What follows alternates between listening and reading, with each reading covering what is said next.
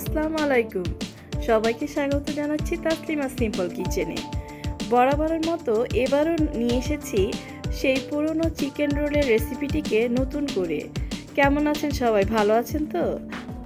আসলে কম বেশি আমরা সবাই তো রোল তৈরি করতে পারি, কিন্তু এই রোলটিতে কি নতুন টিপস আছে তা আমার সাথে দেখুন এবং কন্টিনিউ করুন। থাকছেন তো আমার সাথে?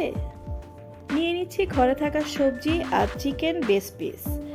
এগুলো এখন আমি আপনার সবজিগুলো কেটে রেখেছি আর বেস পিসটাকে সিদ্ধ দিব। তাইলে রেশা রেশা করে দিলে সবজির সাথে বেস পিসটা কামড়ে পড়লে ভালো লাগবে।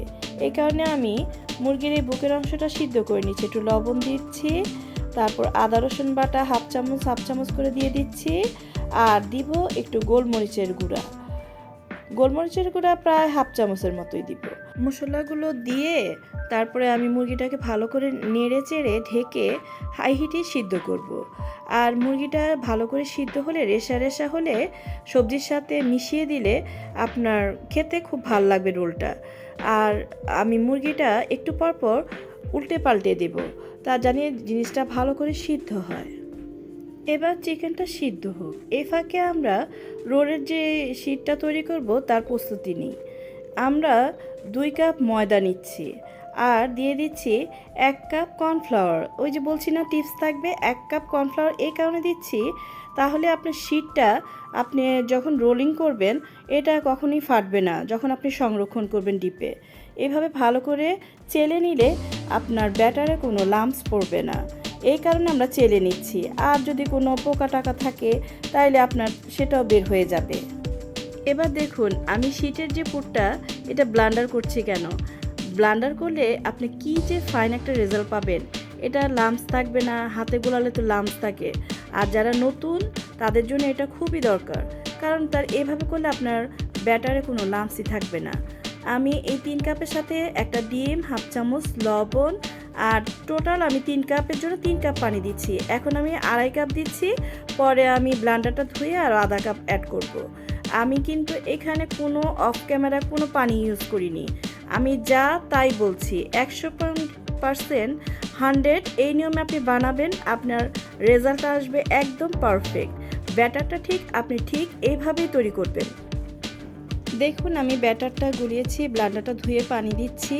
ঠিক আপনার ব্যাটারটা ঘনও হবে না, পাতলাও হবে না, ঠিক আপনি এই নিয়মে রাখবেন, কোনো ব্যতিক্রম করবেন না। আমি এখানে এই নিয়মে বানিয়ে শীটগুলো খুবই আরাম পেয়েছি, আমার প্রত্যেকটা শীট পারফেক্ট হয়েছে। আর খেয়াল করবেন যেন মাপটা এক থাকে। মুরগিটা দেখুন সিদ্ধ হয়ে গেছে, এবার নামিয়ে আসুন আমরা সবজিটা রান্না করে ফেলি। সবজি রান্নার জন্য আমি 2-3 টেবিল চামচের মতো তেল দিয়েছি, পেঁয়াজ দিয়ে দিয়েছি, একটুখানি ভেজে নিব। তারপর আমি একে একে প্রত্যেকটি সবজি ইউজ করব। আর আপনার এই সবজিটা বানানোর সময় আগাটুকরা ফুল হিটেই থাকবে চুলা। গাজরগুলো আমি একটু গ্রেট করে নিয়েছি, আর পাতাকপি দিয়েছি। আপনার ঘরে যা সবজি আছে তাই দিলেই হবে, যে এগুলাই দিতে হবে তার কোনো কথা নেই, কিন্তু পাতাকপিটা দিলে আপনার ভালো একটা রেজাল্ট আসে। আপনি চেষ্টা করবেন বাঁধাকপিটা দেওয়ার জন্য। আর এভাবে নেড়ে চেড়ে আপনি মিশিয়ে দেবেন। আমি গাজরটা গ্রেট করেছি, এভাবে একটা কাঁটা চামচ দিয়ে মিলিয়ে দিলে এটা ভালো করে সবজির সাথে মিশে যাবে। সবজিটা ভাজার সময় খেয়াল রাখতে হবে যে সবজি থেকে পানি যেন বের হয়ে না আসে। হাই হিটে এইভাবে আমরা আগুন বাড়িয়ে সবজিটা সেদ্ধ করব। আর সবজিটা আমরা 60%-এর মতো সিদ্ধ করব। এবার দিয়ে দিচ্ছি কাঁচামরিচ কুচি, তারপর দিয়ে দিচ্ছি ক্যাপসিকাম। আপনার হাতের কাছে থাকলে দিবেন, না দিলেও চলবে। আর আপনাকে চিকেন দিতে হবে এমন কোনো কথা নেই, আপনি শুধু সবজি দিয়ে এই মশলাগুলো দিয়েই আপনি এই রোলটা বানাতে পারবেন। আর দিয়ে দিচ্ছি আপনার পেঁয়াজের কলি, এটা দিলে কি খেতে খুব ভালো লাগে, তাই এটা দেওয়ার চেষ্টা করবেন। আর এখন তো পেঁয়াজের কলিটা পাওয়া যাচ্ছে। স্বাদ মতো লবণ, গোলমরিচের গুঁড়া, তারপর চিকেনটা এভাবে রেশা রেশা করে দিয়ে দিচ্ছি। আর লবণটা পরে দিচ্ছি এই কারণে জানি আগে দিলে পানি বের হয়ে যায়, কিন্তু পরে দিলে আর পানিটা বের হয় না, তাই আমরা লবণটা পরেই অ্যাড করব। আর সয়া সস থাকবে, একটু চিনি দিচ্ছি স্বাদটা আসার জন্য। সয়া সস দিয়ে দিলাম 2 চামচ, চিনি দিলাম 1 চামচের মতো, তারপর টমেটো সস দিলাম 2 টেবিল চামচ। এই প্রত্যেকটা জিনিস দেওয়ার চেষ্টা করবেন, তাহলে আপনার সবজির স্বাদটা বাড়িয়ে দিবে। এখন সবজির যেই পানি পানি ভাবটা বাইন্ডিংটা ঠিক ধরে রাখার জন্য কর্নফ্লাওয়ার অ্যাড করলাম। কর্নফ্লাওয়ার প্রায় 1 টেবিল চামচের মতো অ্যাড করলাম। তাহলে আর আপনার সবজি থেকে পানি বের হবে না। সবজি থেকে পানি বের হলে কিন্তু এটা স্বাদ নষ্ট হয়ে যাবে। এভাবে আমার সবজি রান্না হয়ে গেল।